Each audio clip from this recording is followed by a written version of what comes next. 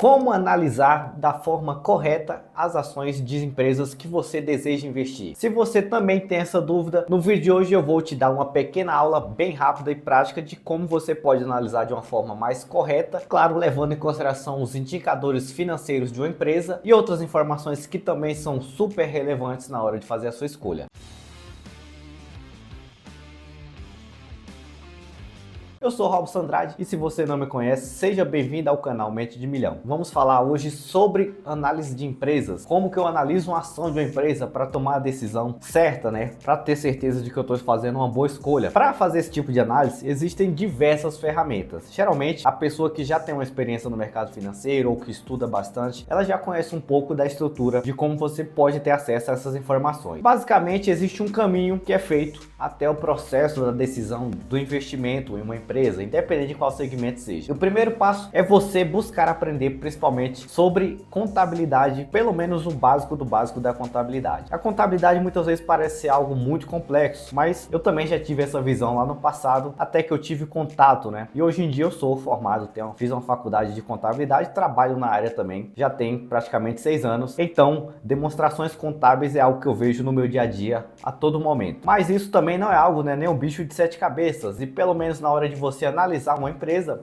principalmente analisar os indicadores, é bom que você saiba o que são demonstrações contábeis e, claro, consequentemente, aqueles indicadores que você tem acesso, como eu vou mostrar já já para vocês em um site de análise, por exemplo, de ativos, tem base dessas demonstrações contábeis, né? Elas são a origem das informações que nós temos. A partir daquelas demonstrações é de onde se originam os indicadores, aqueles indicadores de desempenho, indicadores de crescimento, indicadores de valuation, que são os indicadores comuns de se encontrar ali para fazer a sua análise. E claro, né, cada tipo de indicador traz uma informação relevante e eu vou mostrar um pouco mais sobre isso para vocês.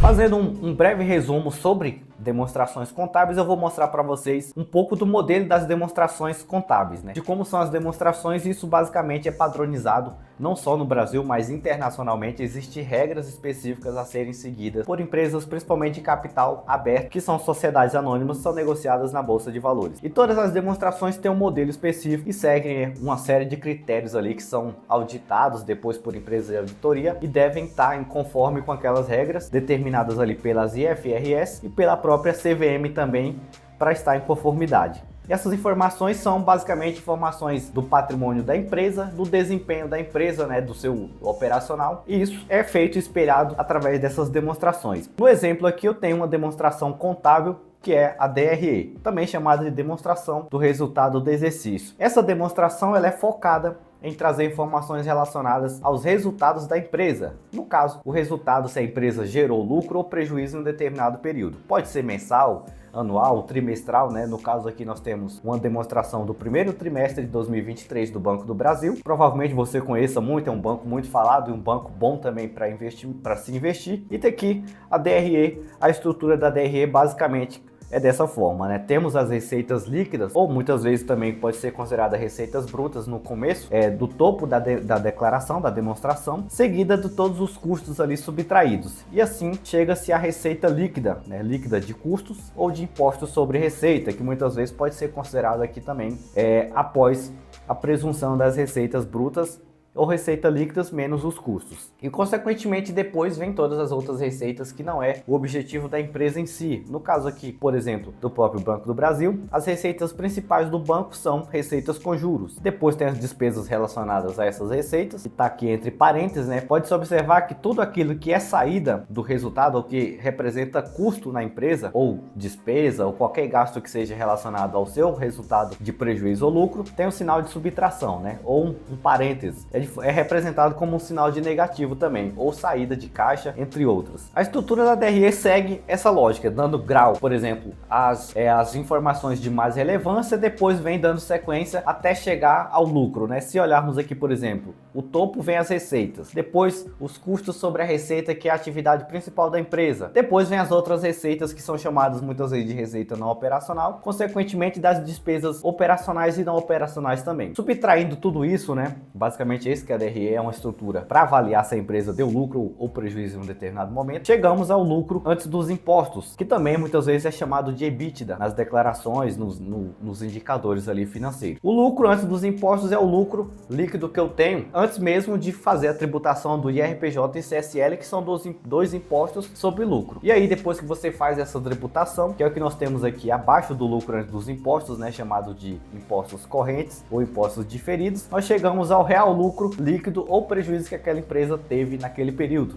No caso aqui, esse 7.290.982, que está em casa de milhares, foi o resultado do Banco do Brasil no último trimestre. Um resultado de lucro. Consequentemente, como se trata de uma empresa de sociedade anônima, temos aqui depois uma diluição desse lucro pela quantidade de ações, que daria o equivalente aqui a R$ 2,34 por ação diluído, né? Isso é feita aquela conta com base na quantidade de ações que o banco tem disponível ali, que foi gerado e disponibilizado para ou em tesouraria ou disponível ali para ser negociado em bolsa de valores. E é feita essa divisão, né? A quantidade do lucro pela quantidade de ações em circulação. E aí chegamos ao lucro, o lucro ou prejuízo que a empresa obteve. Então, toda vez que você vê uma declaração, uma DRE, vai ser basicamente essa estrutura. Começa-se pelas receitas operacionais da empresa, depois todos os custos e despesas até chegar no seu lucro antes dos impostos. Depois das tributações dos impostos, vem o prejuízo ou lucro líquido que a empresa teve naquele período. Essa é uma das demonstrações de resultado, né? O próprio nome já pressupõe resultado. Eu tô falando um pouco sobre isso porque isso é importante de você entender, é o básico do básico da contabilidade, para que você possa depois entender um pouco mais a respeito dos indicadores. Existem outras demonstrações também, como por exemplo a demonstração do resultado abrangente, também chamada de DRA. Ela também pode ser interessante em alguns casos, mas geralmente não é tão assim interessante ou tão importante quanto o próprio balanço e a DRE. A DRE nós já sabemos que é uma demonstração focada em determinar o resultado da empresa, lucro ou prejuízo. E temos também o balanço patrimonial, outro item importante, outra demonstração importante que também é divulgada por todas as empresas no seu portal de relacionamento com investidores, ou também chamado de RI. Um balanço patrimonial é uma demonstração que serve como se fosse um espelho do que a empresa possui naquele momento, né? De tudo, é a soma de tudo praticamente que a empresa possui, de todos os bens, de todas as aplicações, de todos os investimentos que a empresa possui, tão como também todas as obrigações que a empresa possui. O balanço patrimonial é composto pelo ativo, né? A primeira parte é composta pelo ativo, como podemos observar aqui, a primeira parte da demonstração são os ativos, ou seja, todos os bens ou direitos que a empresa possui. Os bens podem ser determinados por quê? Contas bancárias, aplicações financeiras, contas a receber e todos os outros ganhos que estão relacionados ali à atividade da empresa. E consequentemente, depois nós temos o ativo não circulante, que está ali direcionado a todos os ativos que têm menos liquidez, ou seja, tem menos facilidade de ser convertido em real, em dinheiro novamente, digamos assim. E aí é onde fica geralmente os imóveis da empresa, né? O imobilizado, ativos que têm a intenção de pelo menos em 12 meses não serem vendidos ou não serem substituídos. E aí eles são longo prazo, consequentemente são ativo não circulante. Basicamente assim que funciona um balanço, né? A estrutura do balanço vem pelo ativo,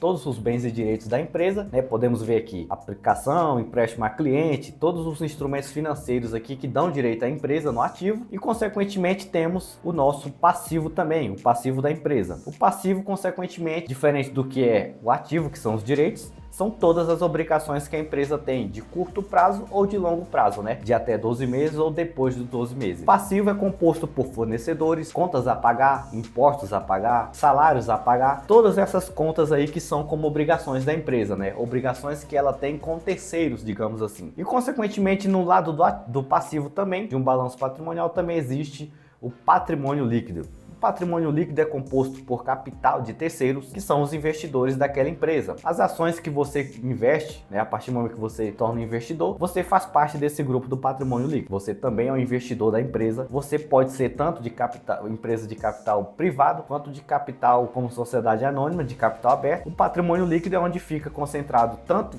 capital de terceiros, né, os investimentos que o investidor coloca na empresa. Querendo ou não, você tem o investidor faz esse aporte com a intenção de ter um retorno futuro. Então, dentro do patrimônio líquido compõe-se ali os lucros acumulados da empresa também, né? Se a empresa teve um lucro em um determinado período, aquele lucro que estava lá na DRE, ele vem para o grupo do patrimônio líquido. E ali vem os prejuízos ou lucros acumulados, tem reservas de lucro, também é composto ali pelo patrimônio, que é esse grupo aqui, né? Capital social, ações em tesouraria, reservas de lucro ou de capital e outros resultados ali que fazem parte do grupo de patrimônio líquido. Então, de um lado você tem ativo, que é o grupo de bens e direitos, do outro lado você tem passivo, que são obrigações a terceiros, tanto de terceiros como fornecedores, quanto de terceiros como o grupo do patrimônio líquido. Então, dentro do lado das obrigações existe o passivo, patrimônio líquido. Do outro lado, os bens e direitos, que são todos os ativos que a empresa possui de forma discriminada, né? Aqui no caso é descrito em milhões. E consequentemente o balanço ele é realmente um reflexo do que a empresa possui, né? A soma de todas as obrigações com todos os bens que a empresa tem também. E outra coisa interessante que você pode perceber de um balanço patrimonial é o seguinte: todo o total do ativo sempre vai ser igual ao total das obrigações de passivos e de patrimônio líquido. Aqui no caso, por exemplo, temos um total, né, de 2 bilhões. 2 bilhões é de ativos. Se fizermos a soma do total de passivos, que é de 1.921, mais o total do patrimônio líquido, que é de 168, teremos os mesmos 2.089 de ativo. Isso é toda demonstração de balanço patrimonial, tem essa mesma característica, né? Sempre o lado dos ativos vai ser igual a passivos mais patrimônio líquido. É assim que é basicamente assim que é distribuído um balanço. E agora vamos para a parte mais prática da coisa, né? Vou utilizar aqui as informações a respeito do próprio Banco do Brasil para falar sobre alguns indicadores, né? Aquilo ali foi só um resumo mesmo básico de contabilidade, porque aquelas informações todas são espelhadas em todos esses indicadores aqui. Então é importante que você saiba disso antes mesmo de vir só analisar o indicador. E agora, dando continuidade, eu vou falar sobre pelo menos 5 indicadores aqui que são essenciais para a tomada de decisão, para determinar se a empresa é boa ou não. Primeiro, vou partir para o PL, o indicador preço-lucro. O indicador preço-lucro, ele pode ser interpretado da seguinte forma: o tempo que eu vou levar para ter teoricamente o meu capital, o dinheiro que eu investi naquela empresa, o tempo que eu vou levar para ter aquele dinheiro 100% devolvido para mim. Ou seja, quanto tempo eu vou levar se eu investir, por exemplo, R$50 em uma ação de Banco do Brasil. Na teoria hoje aqui o indicador ele está entre 4,32. Então isso aqui é medido como prazo, ou seja, 4 anos aproximadamente, ou entre 4 e 5 anos é o tempo que eu levaria para ter o retorno do meu dinheiro investido nesse banco, né? É assim que eu posso interpretar o PL. Se esse PL estiver muito alto, por exemplo, estiver acima de 10, eu já entendo que é um PL muito longo, né? Eu tenho mais prazo, eu vou levar muito mais tempo para ter o meu dinheiro retornado para mim em forma de investimento. Quanto maior for o PL, mais tempo teoricamente vai ser para eu ter esse retorno de volta dos meus investimentos. Então você já sabe, toda vez que o PL for alto demais, é um ponto de atenção, é algo ruim para você tomar como decisão. Um PL menor, né, não que ele seja negativo também, que pode ser um sinal ruim, mas um PL sempre ali entre 10, pelo menos 5 e 10, ou até um pouco abaixo de 5, na minha visão é um bom PL, né? Uma vez que o PL é o tempo que eu vou levar para ter o meu dinheiro investido de volta. Na forma, por exemplo, de dividendo ou de retorno que aquela ação pode trazer para mim naquele período. O PL aqui, pelo menos do Banco do Brasil, é um bom PL. Um PL consideravelmente ótimo, né? Você investir no banco e em 4 anos você ter o seu investimento em média retornado para você, é ótimo. Até 10, eu acredito que é um PL aceitável. Porque na teoria, se você tem um PL de até 10, pelo menos em até 10 anos você tem aquele investimento de volta, né? E aí, se você for diluir o investimento seu por 10 anos, na teoria você tem um retorno de 10% a cada ano. É mais ou menos esse o cálculo. E aí, o PL eu acredito que é um indicador muito importante porque ele traz informação a respeito principalmente do tempo que eu vou levar para ter meu dinheiro de volta, para ter o meu investimento me dando retorno de 100%. É o primeiro indicador muito importante. E aí ele está aqui um grupo de indicadores de valuation, né? Valuation é só o nome que eles deram aí para a mesma coisa de valor. Indicadores de valor, de valorização. O valuation ele tem uma tradução levada para esse lado, né? São indicadores de valor, de potencial que a empresa tem de retorno em um período futuro através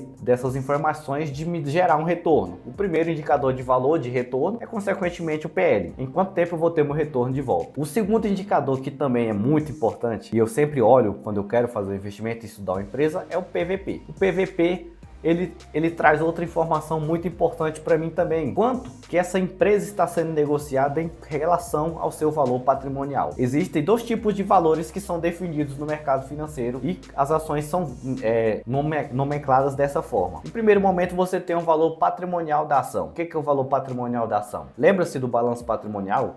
onde eu tenho a soma de todos os bens ou direitos, na teoria o balanço ele discrimina para mim o valor contábil daquela empresa, ou o valor patrimonial que ela tem, né? A soma do seu patrimônio, consequentemente. Então, se a empresa tem um patrimônio por ação diluído ali, você pega o tamanho do patrimônio da empresa, dilui pela quantidade de ação, você chega no seu valor patrimonial. Quanto que a empresa vale diluída pela quantidade de ações que ela tem disponível. E aí, toda vez que esse preço que ela está sendo negociada, né? Preço de ação por patrimônio é uma coisa, preço de ação, o valor que ela está sendo negociada é outra. Se o preço patrimonial de uma ação, por exemplo, é de R$10 e ela está sendo negociada a 15, ela está com R$5 de valorização acima do seu valor patrimonial. Ou ela está sendo negociada a 1,5 acima do seu patrimônio. Entenderam o que eu quero dizer? Que sempre que esse PVP, ou preço-valor patrimonial, estiver acima de 1, a empresa está sendo negociada acima do seu valor patrimonial. Toda vez que esse PVP estiver abaixo de 1, consequentemente, o meu preço de compra está barato. No caso aqui do Banco do Brasil, é um exemplo também de um PVP que está inferior ao seu valor patrimonial. O seu preço de ação em relação ao seu patrimônio é de R$56. Ele está sendo negociado aqui praticamente 14% mais barato do que o seu preço de patrimônio, né? 0,86. É uma empresa que teoricamente está descontada. E aí surgem as oportunidades, né? PVP muito elevado pode ser um risco. Eu estou comprando uma empresa que já está sendo negociada muito acima do seu valor patrimonial. E não é com preço de desconto, que é a hora que eu compro uma empresa que está descontada e eu tenho muito mais perspectiva de crescimento do que de perca de valor. Um exemplo do que aconteceu tanto no PL quanto no PVP é empresas como, por exemplo, a Magalu, que tinha o seu preço de PVP, teve o seu PVP sendo negociado a 22 vezes o seu valor patrimonial. E aí o que aconteceu com as ações? Derreteram e hoje estão praticamente abaixo do seu valor patrimonial. Teve todo um ciclo de alta, muita gente comprou lá no topo quando ela estava sendo negociada quase a R$30 e aí praticamente o seu dinheiro foi todo transformado em pó hoje, porque as ações da empresa tá ali próxima de R$2, tá até abaixo de R$2 na verdade. E aí é outro indicador de valor também. Outro indicador, terceiro indicador também muito interessante para analisar de valuation, é o EV/EBIT ou EBITDA de empresas que não são do setor financeiro, né? Geralmente o EV/EBIT ou o resultado ali do lucro antes, sem considerar impostos, juros, amortização e depreciação, é analisado no caso de bancos ou empresas do setor financeiro, o EBIT, e empresas de outros setores, o EBITDA. Basicamente, os dois têm o mesmo sentido de análise. O EBIT, ele traz uma relação de quanto em potencial do lucro que a empresa gera, em quanto tempo ela vai, por exemplo, gerar lucro, ela é capaz de gerar lucro para comprar todos os ativos que ela possui. E onde que eu encontro os ativos? Lá na balança, lá na demonstração do balanço patrimonial. Se eu, por exemplo, levo aqui em consideração o EBIT do Banco do Brasil, ele levaria hoje só através da geração de lucro, né? A sua capacidade de gerar lucro, 3 anos, mais ou menos entre 3 e 4 anos, para gerar só em lucros o valor suficiente para comprar todos os seus ativos. Quanto maior for esse tempo, pior é, porque consequentemente a empresa não tem uma capacidade, digamos assim, tão boa em desempenho para gerar lucros. E aí, quanto maior for esse indicador, consequentemente é outro ponto de atenção também. Quanto menor for esse indicador, é sinal de que a empresa tem uma eficiência, né, operacional. Então ela leva menos tempo, ela tem uma capacidade, sem contar com seu caixa, por exemplo, de gerar lucro e consequentemente é uma empresa que vai continuar crescendo. E esse indicador ele tem que ser sempre levado em consideração quanto menor ele estiver. Olhando aqui, ó, o histórico desse indicador do Banco do Brasil, ele esteve mais elevado aqui em 2019, em 13,59, porém, consequentemente, teve melhora nos seus lucros, voltou a ter uma margem de lucro mais elevada e esse indicador, consequentemente, reduziu. Mas a média sempre foi de 5,76. Mas a maioria das vezes teve muito abaixo dessa média, né? É que quando se fala de média, leva-se em consideração a soma de vários períodos e divide pela quantidade também. Mais ou menos assim que funciona uma média. Então esses 3 indicadores de valuation são extremamente importantes na hora de tomar a decisão. Outro indicador também muito interessante a respeito da rentabilidade, que é o ROI. Aqui já é um indicador de rentabilidade. O que o ROI nos traz de informação? Principalmente em bancos, tá? Esse é um indicador muito mais assertivo e muito mais coerente para fazer análise em banco. Não existe uma regra específica, quanto mais o ROI, se o ROI tiver isso ou aquilo. O ROI, independente do tamanho que ele for, se ele não for negativo, é claro, ele tem que ser, geralmente ele é sempre positivo. Quanto maior ele for, melhor é. Porque o ROI, ele é uma relação entre o retorno, né, do seu lucro, quanto de lucro equivale ao patrimônio daquela empresa.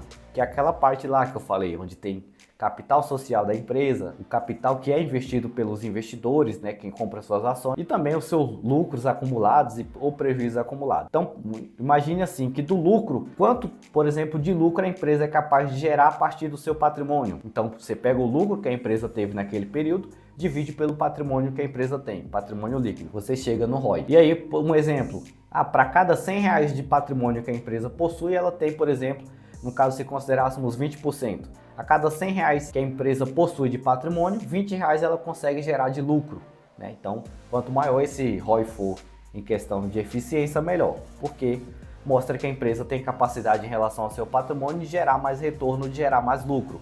Então é um indicador que você sempre pode levar em consideração. Quanto maior ele for, melhor ele vai ser na hora de tomar a sua decisão. E outro indicador que também mostra eficiência, né? Já que estamos falando de resultado, e o que vale é investir em empresas que gerem resultado, é a margem líquida. É outro indicador que mostra eficiência operacional da empresa. É um indicador que, consequentemente, ele tá ali também descrito na DRE. Quando eu mostro lá, por exemplo, a margem, depois que eu tenho a receita, subtraio minhas despesas, meus custos, eu chego a uma margem bruta. Eu tiro meus impostos e eu chego a uma margem líquida, né? É mais ou menos ali que eu consigo fazer a mesma conta. A margem líquida é quantos por cento após da minha receita líquida eu tenho de sobra para mim, para depois eu fazer a tributação. Então, por exemplo, se a empresa teve aqui 12% de margem líquida, quer dizer que a cada 100 em receita que ela tivesse, sobrou R$12,35 para ela de lucro, né? Ou de lucro líquido, de margem líquida, que vai ser tributado ainda e sim chegar no lucro líquido. Então, quanto mais margem líquida a empresa tiver, consequentemente mostra que ela tem mais eficiência dentro das suas operações. Dentro daquele contexto, né? Receitas brutas, líquidas, receitas menos as despesas operacionais, menos todos os custos delas que está incluso na DRE de despesa. E aí ela chega na margem líquida. Quanto mais essa margem for suficientemente maior, consequentemente eu tenho uma empresa com uma eficiência operacional maior também. Por isso que é um indicador de eficiência, né? E aí, consequentemente, é outra coisa também. Quanto mais essa margem líquida for maior, melhor. Vou até mostrar um exemplo aqui de Magalu, né? Olhando aqui, ó, o indicador, por exemplo, do PL. Olha só como que está o indicador PL da Magalu. Negativo 13, né? Então você levaria uma eternidade, consequentemente, para poder ter o seu investimento retornado para você novamente. Outra coisa, margem líquida. Negativa menos 2,38%. Isso mostra o quê? Se olharmos os resultados da empresa, consequentemente a empresa vem apresentando prejuízo já há algum bom tempo, né? Praticamente apresentou prejuízo. Na maioria das vezes, e quando teve lucro, foi uma margem bem apertada também, de aproximadamente aqui o maior resultado de 4%. Claro que é uma empresa do varejo, né? Você tem que levar em consideração também o tipo de empresa que você está analisando. Empresas de varejo no geral têm o perfil de ser mais apertado ali mesmo o seu lucro, a sua margem líquida. E geralmente ela está mais tendenciosa a qualquer momento a apresentar prejuízo. Por isso que é muito importante você buscar balancear uma carteira de investimento. Outro indicador que não estaria no escopo aqui dessa pequena aula, mas eu posso dizer que eu também gosto muito de analisar, que são os indicadores de crescimento da empresa. As expectativas que eu tenho de crescimento. É uma empresa que está parada, que está estagnada, que está, ao invés de acelerando, está desacelerando o seu crescimento. Eu consigo ter mais ou menos o norte, olhando os crescimentos dos lucros e o crescimento das receitas também. Se as receitas cresceram, isso não teoricamente quer dizer que o lucro também cresceu, né? Pode muitas vezes o crescimento da receita ser bem inferior e eu ter um crescimento dos lucros. E aí eu trago aquela informação a respeito da margem líquida. A margem líquida, ela está crescendo?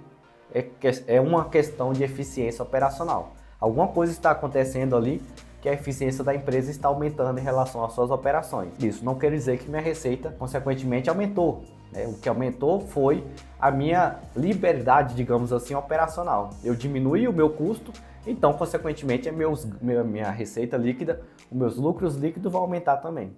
Então, se eu tenho crescimento tanto de receita, principalmente dos lucros, melhor. É sinal de que a empresa está crescendo, né? De que ela está aumentando exponencialmente os seus resultados e está aumentando o seu patrimônio, que é aquele que está descrito lá no balanço patrimonial. É basicamente isso aqui de uma forma resumida que você deve olhar sempre quando você for investir. E eu sempre aconselho vocês, Nenhum tipo de informação nunca vai ser demais quando se fala de tomar boas decisões. Além de olhar os indicadores, estude sempre a respeito, das demonstrações contábeis, analise, consulte sobre a empresa, sobre o setor que ela atua. Muitas vezes não é só interessante você olhar as demonstrações, mas sim buscar um pouco a respeito, estudar um pouco a respeito, por exemplo, do que tipo de setor a empresa atua, quais os impactos, quais os tipos de fragilidade que essa empresa possui em relação, por exemplo, a um cenário econômico, a uma economia, uma microeconomia ou uma macroeconomia de uma forma global. Todos esses pontos são importantes de se levar em consideração antes simplesmente de investir. O que eu mostrei para vocês foi só um breve resumo aqui em forma de aula dos pontos mais importantes que você deve analisar e levar em consideração. Além disso, qualquer outra informação que agregue valor a isso, que enriqueça ainda mais a sua análise, melhor vai ser. Eu espero que você tenha gostado desse vídeo e se eu te ajudei, te ensinei, eu te ajudei de alguma forma a entender melhor a respeito do mercado financeiro, ou se você tem interesse em que eu traga algo relacionado também para cá, pode deixar sua sugestão aí nos comentários que eu vou estar de olho e vou procurar consequentemente trazer mais informação para vocês também. Deixa o seu gostei, compartilha com seus amigos que também curtem aprender sobre investimentos. Eu vou ficando por aqui e até qualquer momento.